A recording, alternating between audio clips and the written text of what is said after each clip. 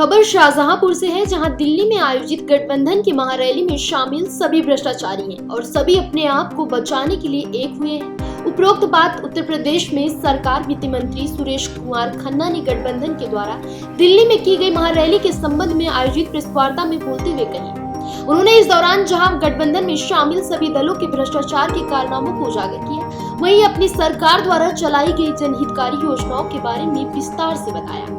Press वार्ता में बोलते हुए वित्त मंत्री सुरेश खन्ना ने कहा कि पिछले 10 सालों के कार्यकाल मोदी सरकार में जहां विकास के नए आयाम खुले हैं, सैकड़ों जनहितकारी योजनाओं को जनता को समर्पित किया है, वहीं बड़े बड़े भ्रष्टाचारियों को जेल में भेजने का काम किया है।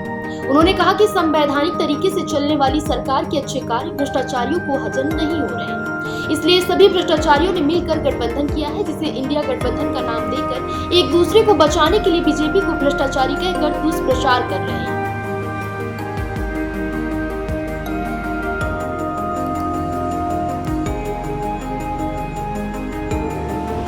जैन साहब जेल में हैं, ये भी दिल्ली सरकार के मंत्री थे।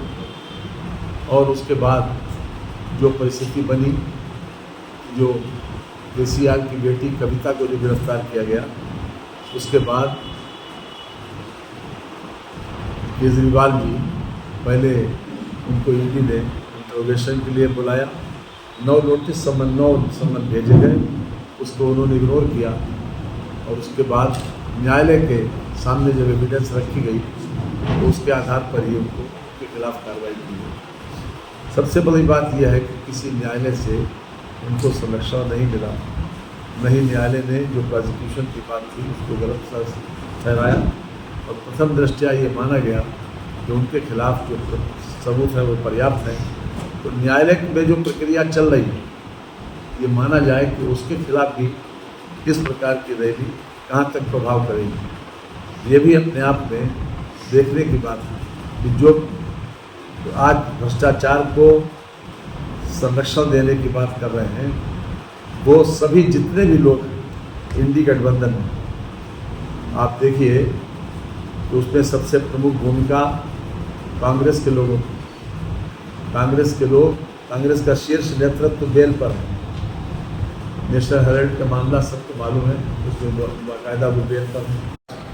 हिंदुस्तान में इन सब दलों के प्रति न केवल अविश्वास पैदा हुआ, बल्कि कंप्लीट इनके खिलाफ एक नकारात्मक माहौल बना हुआ।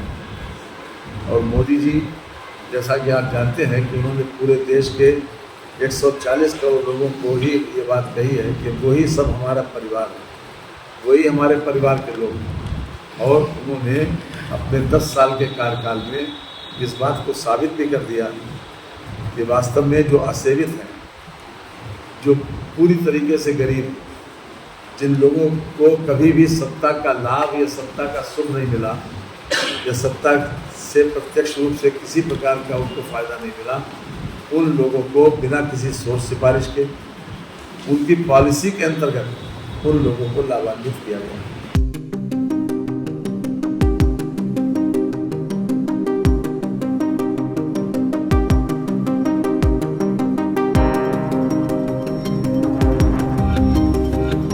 फिलहाल इस खबर में बस इतना ही।